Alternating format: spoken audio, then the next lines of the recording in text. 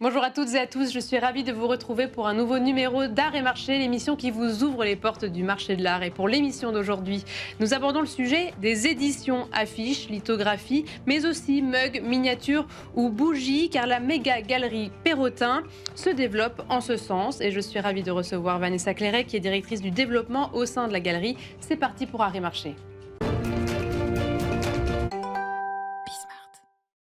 Peu de galeries ont fait le choix de développer des projets dérivés des œuvres d'art de leurs artistes. Et au sein de la galerie Perrotin, plusieurs boutiques ont ouvert. Et une récemment, le Perrotin Store en plein centre de Paris. Et pour parler de ce développement, je suis ravie d'être en compagnie de Vanessa Clairet. Bonjour. Merci beaucoup d'être avec nous. Alors, vous êtes directrice du développement chez Perrotin. Est-ce que tout d'abord, vous pouvez nous dire depuis quand cette idée de parler des multiples, de projets dérivés, depuis quand ça date chez Perrotin ? J'ai un peu l'impression que ça date depuis le début parce que bon, je n'y étais pas, hein, mais quand Emmanuel a imaginé sa galerie en 1990, il avait déjà dans l'idée de promouvoir de la plus large manière possible le travail des artistes sous quelque forme que ce soit.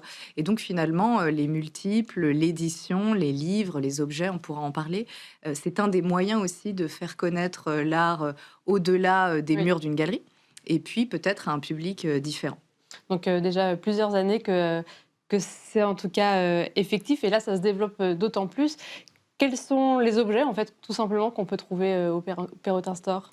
Alors déjà, effectivement, dans la structuration, nous, de notre activité d'édition, on peut dire que voilà, ça fait déjà plusieurs dizaines d'années qu'on édite des livres, des objets, des multiples. Mais là, on a renforcé l'équipe et le département avec le recrutement vraiment d'une directrice des éditions il y a 6 ans et donc de la création d'un département édition au sein de Perrotin qui travaille avec tous nos artistes, où qu'ils soient dans le monde.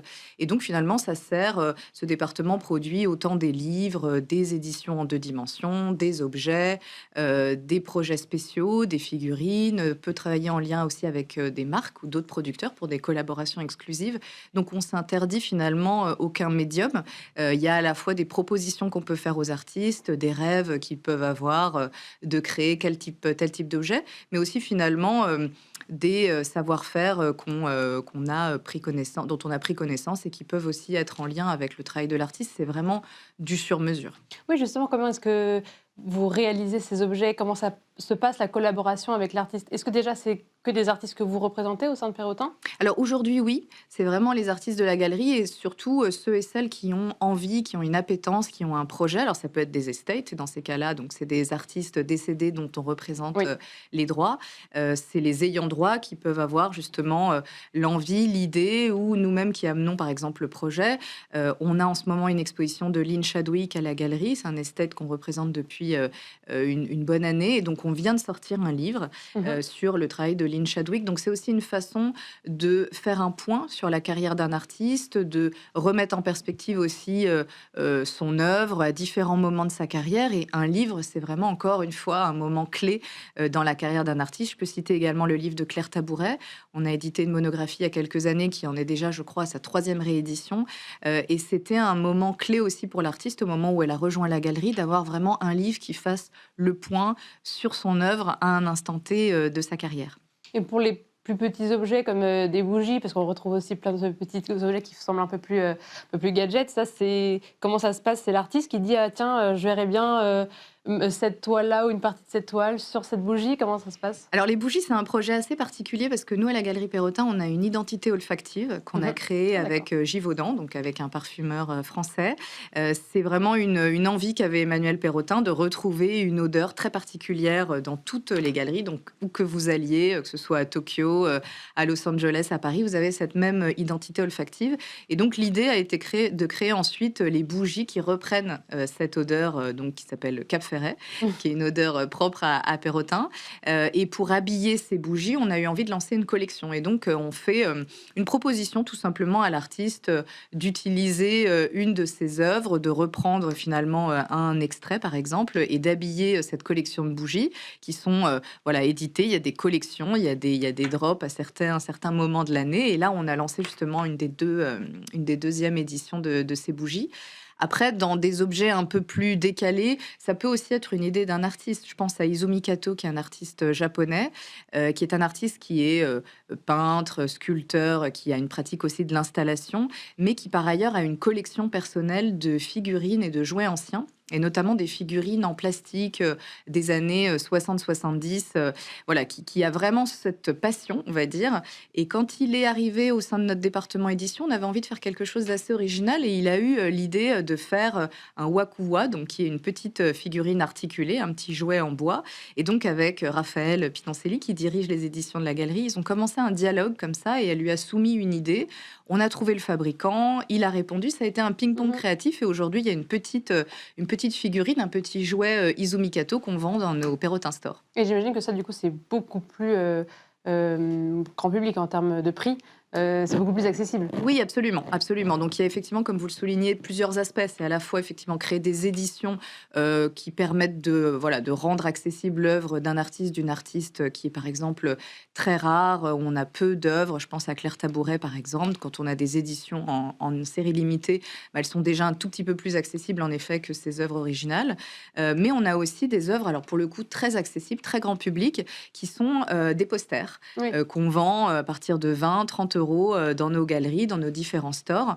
Et donc, finalement, ça permet aussi d'amener un petit bout de l'œuvre chez soi ou de l'offrir, de rentrer par une certaine porte, on va dire, dans l'univers d'un artiste. Et moi, je dis souvent qu'il n'y a pas de mauvaise manière de commencer à s'intéresser à l'art. Et donc, d'avoir ne serait-ce qu'un poster qui représente une œuvre de Libet, de Lionel Estève, Laurent Grasso, Sophie Calle, c'est déjà avoir un petit peu de son univers, en fait, avec soi.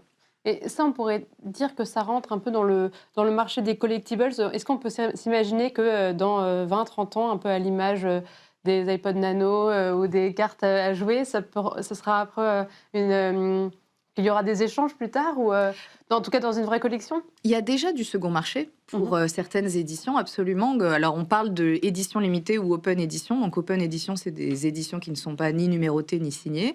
Ensuite, il y a des éditions qui sont signées, il y a des éditions qui sont numérotées, il y a des éditions qui sont numérotées et signées. Et donc, en fonction de ces différents critères, évidemment, il peut y avoir une offre, une demande, une rareté. Comme vous mentionnez, Collectibles, nous, ça fait à peu près 2 ans qu'on est sur la plateforme eBay. C'était assez innovant, finalement, pour une librairie d'art, un Perrotin Store comme nous, d'aller sur cette plateforme. Mais justement, eux avaient aussi, eBay, une proposition finalement de toucher une audience beaucoup plus large. Et on s'est rendu compte, c'était assez intéressant, qu'il y avait déjà des échanges et de la revente de certaines éditions de nos artistes qu'on pouvait, nous, finalement, vendre en premier marché, c'est-à-dire neuf. Et finalement, le public qui va sur eBay, qui peut être amateur de l'œuvre, je ne sais pas, par exemple, de Takashi Murakami ou de JR, n'avait pas connaissance que à la galerie Perrotin, la librairie Perrotin, on vendait des éditions justement de ces artistes et souvent moins chères, puisque c'était le premier marché.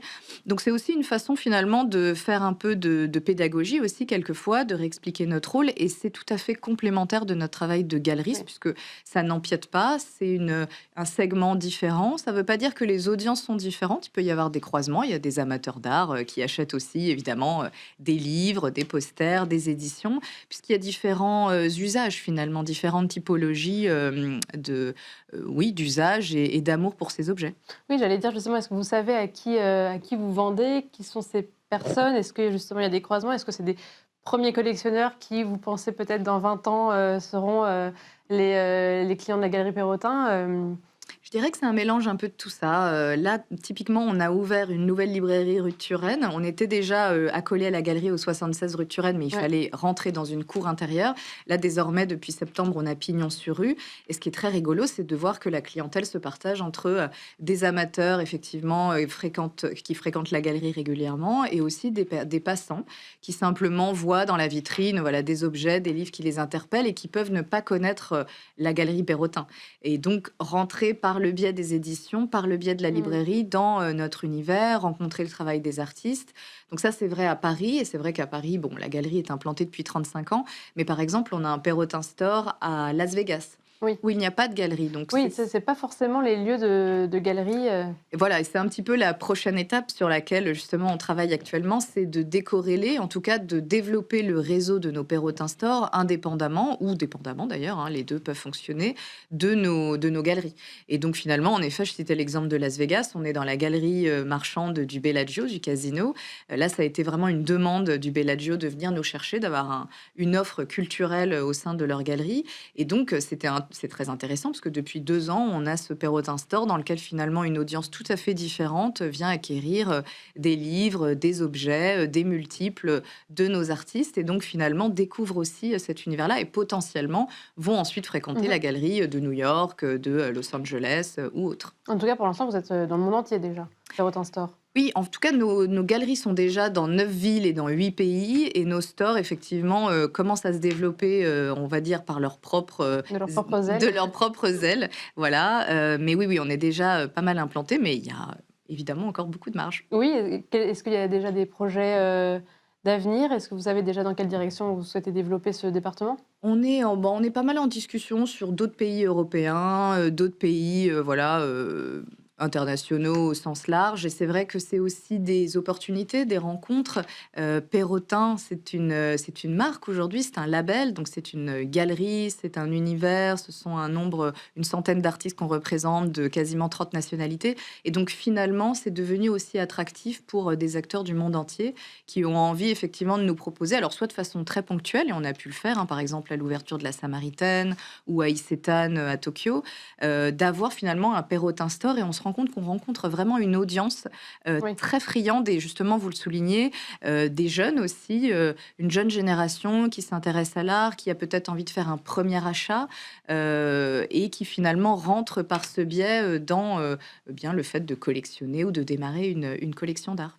Merci beaucoup Vanessa Clairet. Je Avec rappelle plaisir. que vous êtes directrice du développement de Perrotin. Merci beaucoup d'avoir été avec nous pour nous parler de ce développement justement des Perrotin Store. Et merci à vous toutes et tous de nous avoir suivis. C'était Arrêt Marché.